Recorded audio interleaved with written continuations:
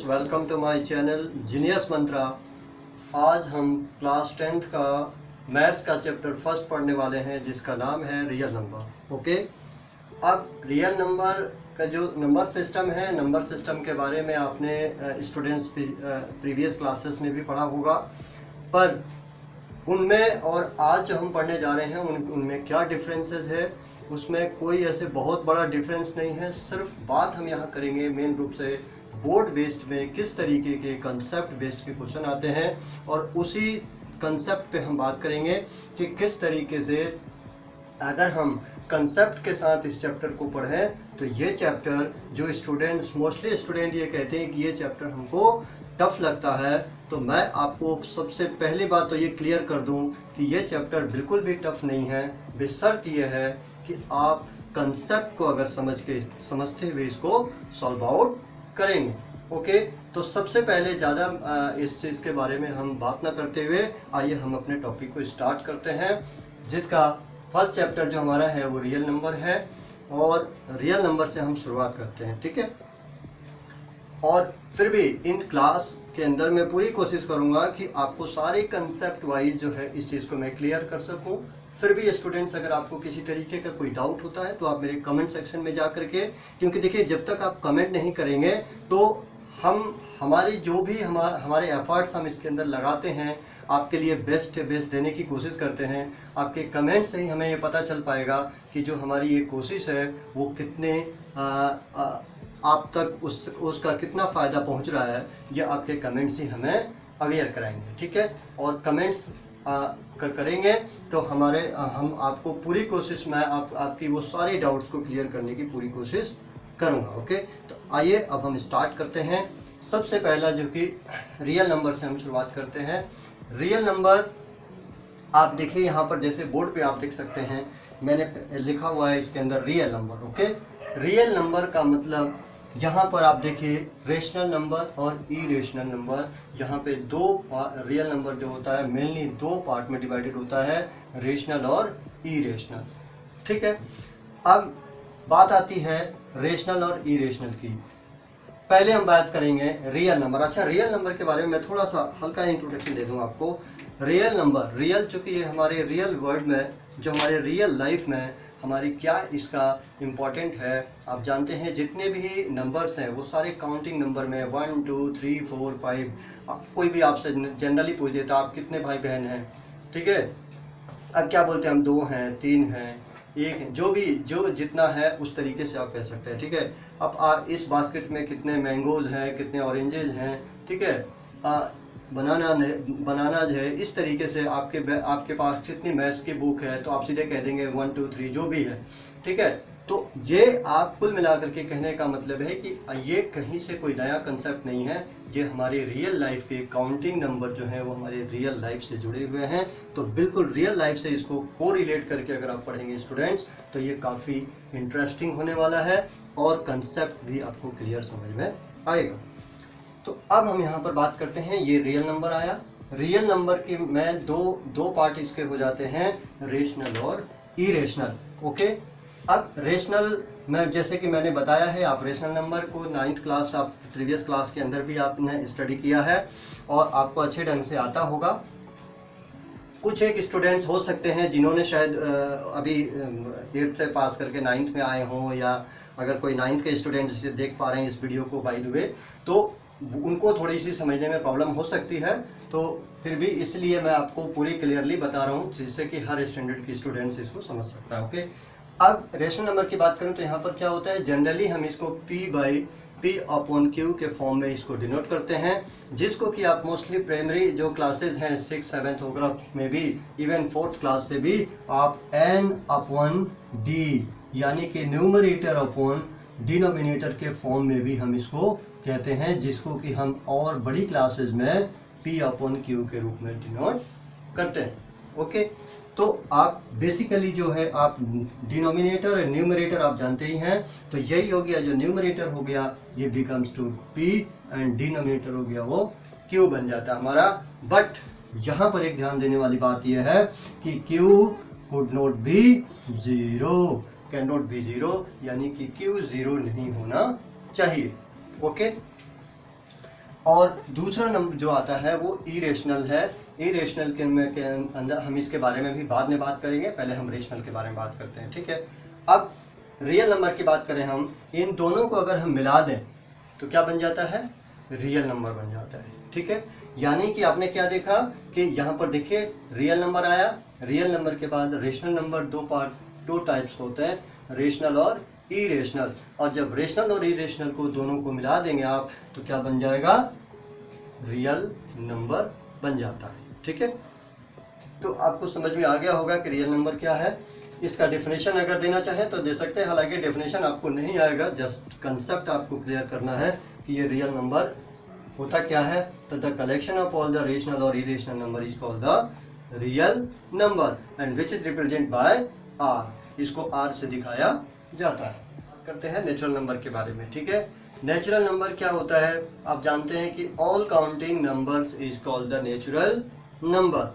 यानी कि natural number, counting number की शुरुआत कहाँ से करते हैं हम लोग, 1 से करते हैं। तो नेचुरल नंबर भी इसकी भी बिगनिंग जो होती है 1 से होती है, 1 से स्टार्ट होता है और इन्फिनिटी तक ये चलता जाता है, इसलिए इसकी कोई एंड पॉइंट नहीं होता है, ओके। जैसे कि आप बोर्ड पे देख पा रहे होंगे 1 2 3 4 5 dot dot dot dot dot, और इस तरीके से इन्फिनिटी तक ये लिख सकते हैं, ओके। नेक्स्ट आता है होल नंबर, ठीक है। काउंटिंग नंबर देखिए जब हमारा आया तो ये इनकम्प्लीट नंबर था, ये कंप्लीट नहीं था। क्यों नहीं था, क्योंकि 1 to 9 जब शुरू में जो है हमने जब इसको जाना काउंटिंग नंबर का, तो सिर्फ 1 to 9 इतने तक का काउंटिंग हमने सीखा था, ये इनकम्प्लीट था। इसलिए 1 2 3 4 5 से लेकर के यानी 1 to 9 तक का इसमें कवर अप था, और जिसके वजह से ये इनकम्प्लीट माना गया। और इसमें जब जीरो की इन्वेंशन हुआ तो जीरो जब आ गया तो वो हमारा कंप्लीट नंबर बना, और जो कंप्लीट नंबर बना उसको हमने एक अलग नेम दे दिया, उसका नाम हो गया होल नंबर, ओके। अब होल नंबर जब हो गया तो इसकी शुरुआत क्या हो गई, नेचुरल नंबर के साथ हमने जीरो को ऐड कर दिया, तो ये कंप्लीट बन गया, और इसलिए इसको हम होल नंबर का नाम हमने दे दिया, ठीक है। और ये भी क्या होता है, ये जीरो से शुरू हो जाता है और ये भी इन्फिनिटी तक जाता है, इसका भी कोई एंड पॉइंट नहीं होता, ठीक है। अब हम बात करते हैं इंटीजर्स के बारे में। इंटीजर्स क्या होता है, all positive and negative natural number including zero, इसके अंदर जीरो भी इंक्लूड करेंगे, is called the natural integer number, okay. अब इसको, ये तो मैंने आपको डेफिनेशन टाइप में मैंने आपके इस कंसेप्ट को क्लियर किया है। नंबर्स देखिए और भी होते हैं, ऑड होता है, इवन होता है, ठीक है, कंपोजिट, प्राइम, ये सारे नंबर्स होते हैं, बट आपने प्रीवियस क्लासेस में इनके बारे में पढ़ा होगा। और ये भी कहीं ना कहीं इसी में क्या है, इसी के पार्ट्स हैं, बट हम इनके बारे में बाद में इसके बारे में डिस्कस करेंगे, ठीक है। अभी कंसेप्ट की बात कर ली कि किस तरीके से natural number, whole number, integers, इनके बारे में बात की। अब हम एक नंबर लाइन पे आपने रिप्रेजेंट किया होगा प्रीवियस क्लासेस में भी कि किसी नंबर को हम किस तरीके से नंबर लाइन पे रिप्रेजेंट करते हैं। आइए हम इसके थ्रू देखने की कोशिश करते हैं, इस पे हम इसको डिनोट करके आप इसको और इजी वे से मैं आपको समझाने की कोशिश करता हूँ कि कैसे ये नंबर जो है ये कहीं अलग से नहीं है, इसी के पार्ट है, और इसके थ्रू हम इसको इजी वे से समझने की कोशिश करते हैं, ओके। तो सबसे पहले कि हमने एक यहाँ पर एक्स एक्सिस बनाया, एक नंबर लाइन ड्रॉ किया, इसके बाद आपने, ये आपको पता है, फर्स्ट में हमने जीरो रखी यहाँ पे, और जीरो को जो है हमने रेफरेंस पॉइंट मान करके इसके राइट हैंड साइड पे 1 2 3 4 5 6 7 और आगे के नंबर्स भी आप लिख सकते हैं, बट मैंने जो है इतना ही लिखा है। और इसी तरीके से आप इसके लेफ्ट हैंड साइड में आपका -9 -1 -2 -3 से लेकर के आगे के नंबर्स को आप लिख सकते हैं, ओके। अब जीरो को हमने रेफरेंस पॉइंट इसलिए माना क्योंकि जीरो एक ऐसा पॉइंट है जो कि इस राइट हैंड साइड में और लेफ्ट हैंड साइड में इस पूरे नंबर लाइन को जो है डिवाइड करता है, ठीक है। नंबर 1 एक तो रीज़न ये है। दूसरा, कि देखिए 1 से लेकर के, और 1 से हमने शुरू किया इधर 8 तक इधर गए, तो जब हम 1 से स्टार्ट होकर के राइट हैंड साइड की ओर जाते हैं, ये देखिए मेरा एरो देख सकते हैं आप, तो ये जो दिखा रहा है ये पॉजिटिव नेचुरल नंबर को दिखा रहा है, ठीक है। और आप 1 से -1 नेगेटिव से अगर आप लेफ्ट हैंड साइड की तरफ आ रहे हैं तो ये आपको नेगेटिव नेचुरल नंबर को शो कर रहा है, ओके। अब बीच में क्या है, 0 को अगर हम इंक्लूड कर दें तो ये 0 से अगर हम राइट हैंड साइड को बढ़ते हैं तो ये होल नंबर बन जाता है। तो मैं स्टूडेंट्स यही मैं आपको दिखाना चाह रहा था कि किस तरीके से आप देख भी रहे होंगे कि ये natural number, all positive natural number, all negative natural number, including 0, अगर हम इन सबको मिला दें तो हमारा ये इंटीजर बन जाता है। तो इंटीजर का कंसेप्ट अगर आप इस तरीके से समझ लें तो आपको डिफिनेशन लर्न हो या ना हो, इट डजेंट मैटर, ओके। तो ये चीज़ थी, समझता हूँ कि ये आपका जो कंसेप्ट है वो क्लियर हो गया होगा, और अब आपको इंटरेस्ट भी आया होगा, आई होप, कि किस तरीके से ये इंटरेस्टिंग था। और इसी कंसेप्ट के मैं आपकी बात कर रहा था कि कंसेप्ट के साथ अगर आप इसको पढ़ते हुए चलेंगे तो आपको काफ़ी इजी लगेगा और आपको लग भी रहा होगा, ठीक है। अब देखिए हमने इस तरीके से हमने इनके रिलेशंस आपस में देख लिए। अब हम बात करते हैं रेशनल नंबर की, कि रेशनल नंबर को भी हम इस नंबर लाइन के थ्रू समझने की कोशिश करेंगे। इससे भी हम कोरिलेट करके इससे और इजी वे में समझने की कोशिश करते हैं कि रेशनल नंबर का इस नंबर लाइन के थ्रू कैसे हम और इजी वे से समझ सकते हैं। तो रेशनल नंबर क्या होता है, सबसे पहले हम बात करते हैं। The rational number represent in the form of P upon Q where Q not is equal to 0 is called the rational number, okay. Suppose मानिए ये 13/7 कहाँ से आया, 13 is the your counting number यानी natural number, okay. This is represent in the number line, जो कि number line पे आपको दिखाया गया है। ये मैंने इसमें 8 तक दिखाया, अगर आप इसी तरीके से आगे जाएंगे तो आप 13 को भी शो किया गया है, इसी पे पड़ता है। तो आपने क्या देखा कि ये नेचुरल नंबर हो गया, जिसको कि 30/7 हो गया, ये 19/11 हो गया, ये all are the positive number, ठीक है, पॉजिटिव इंटीजर नंबर। यहाँ पर क्या है, ये नेगेटिव आ गया तो -9/5 ये नेगेटिव इंटीजर नंबर हो गया, ठीक है। तो ये कुल मिलाकर के अगर आप कहें तो आप इन सब के नीचे 1/1, अब जैसे आपसे कहा -9 -8, क्या ये नेगेटिव नेचुरल नंबर है, ओके।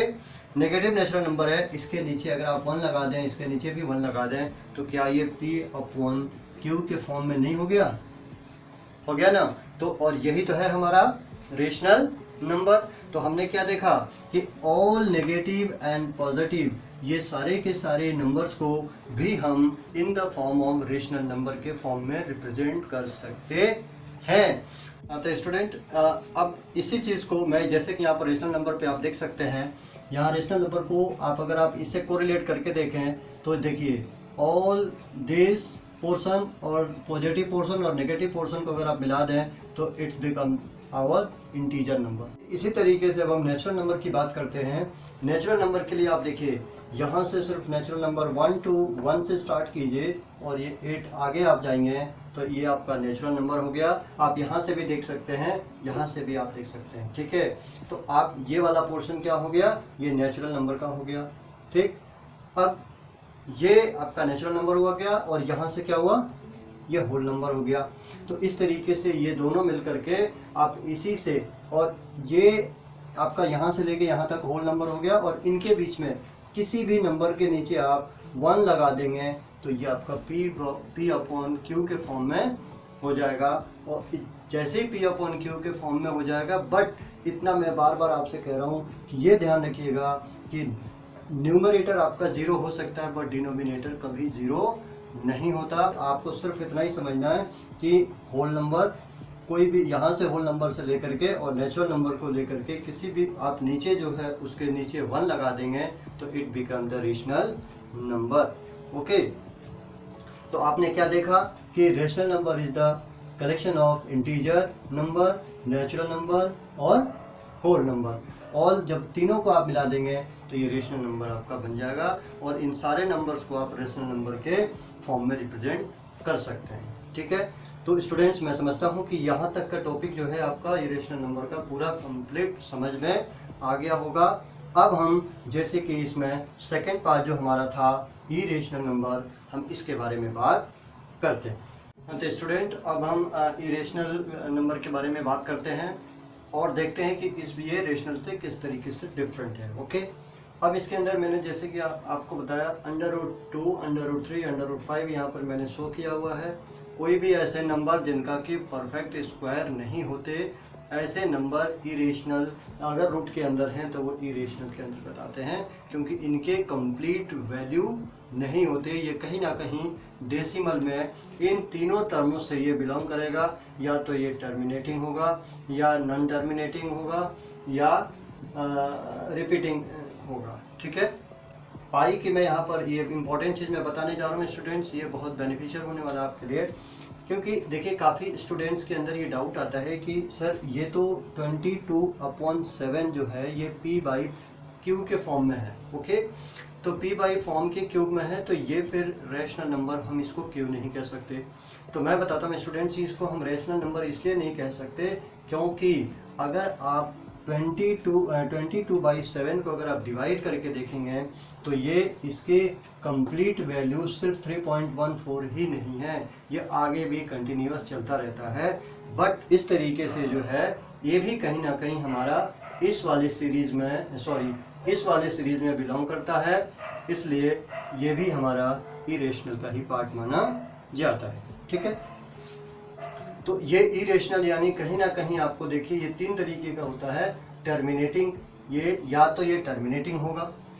टर्मिनेटिंग का मतलब जिस तरीके से कोई भी एक आप एग्जम्पशन नंबर मान लेंगे, कंसिडर कर लेंगे, उसको डिवाइड करेंगे, अगर वो आफ्टर सम डेसिमल प्लेस के बाद अगर वो टर्मिनेट हो जाता है, that is called the decimal terminating decimal representation. Okay, जैसे यहाँ पर मैंने दिखाया हुआ है 3.1234, ये कोई नंबर था जिसको हमने डिवाइड की, तो ये इस प्लेस के बाद, ये मैंने जस्ट लाइक एक एग्जांपल दिया है आपको। ठीक है, अब इसी तरीके से एक दूसरा नंबर मैंने लिया है जो कि इसको हमने डिवाइड किया, तो ये 2.53656, यानी कि ये शो कर रहा है कि आफ्टर दिस प्लेस के बाद ये टर्मिनेट हो गया है, यानी कि इसका रिमाइंडर 0 हो गया है। ठीक है, अब नेक्स्ट पे हम आते हैं रिपीटिंग डेसिमल रिप्रेजेंटेशन। इसमें आप देखिए दोनों की सीरीज में क्या फ़र्क है, ये यहाँ पे आके टर्मिनेट हो चुके हैं आफ्टर 4 प्लेस के बाद, ये आफ्टर 5 प्लेस के बाद पूरा टर्मिनेट हुआ है, इसलिए ये टर्मिनेटिंग डेसिमल रिप्रेजेंटेशन कहा गया है इसको। और ये रिपीटिंग डेसिमल इसलिए हुआ है क्योंकि आप देखें इसके सीरीज़ में 1.272727, यानी कि जो पॉइंट के बाद का जो डॉट जो इसके 2 डिजिट्स हैं वो लगातार रिपीट होते जा रहे हैं। ओके, तो इसको लॉन्ग वे में हम इस तरीके से लिखते हैं, बट इसको रिप्रेजेंट करने के लिए एक शॉर्ट फॉर्म होता है जिसको हम बार फॉर्म इसको कहते हैं। इसको हम ऊपर एक लाइन खींच देते हैं जिसको हम बार कहते हैं। ठीक है, जो भी रिपीट होती है सिर्फ उन्हीं नंबर्स के ऊपर हम ये बार ड्रॉ करते हैं। ठीक, तो इस तरीके से हमने देखा कि जो रिपीट हो रहा है उसे हम रिपीटिंग डेसिमल कहते हैं। ठीक है, अब हम बात करते हैं नॉन टर्मिनेटिंग और नॉन रिपीटिंग डेसिमल की। आप इसकी सीरीज़ को देखें आप तो 1.52 एंड समथिंग, आप देखिए यहाँ पर इतने सारे डेसिमल प्लेस के बाद भी ये टर्मिनेट नहीं हो रहा है।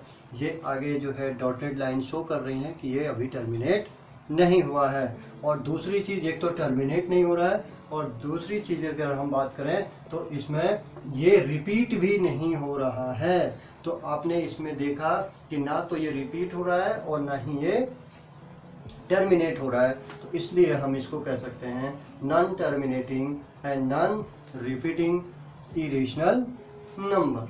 ओके, अच्छा इसके अंदर एक चीज़ मैं और बता दूं कि इस तरीके के कभी भी इरेशनल की बात करेगा तो it should not be perfect square like this, यानी कि कभी भी परफेक्ट स्क्वायर नहीं होना चाहिए। परफेक्ट स्क्वायर जो रूट में होगा और ऐसे कोई नंबर जो कि परफेक्ट स्क्वायर हो तो ये इरेशनल के कैटेगरी में नहीं आएगा। ठीक है, ये आपको बात हमेशा ध्यान रखनी है कि परपेट स्क्वायर नहीं होना चाहिए।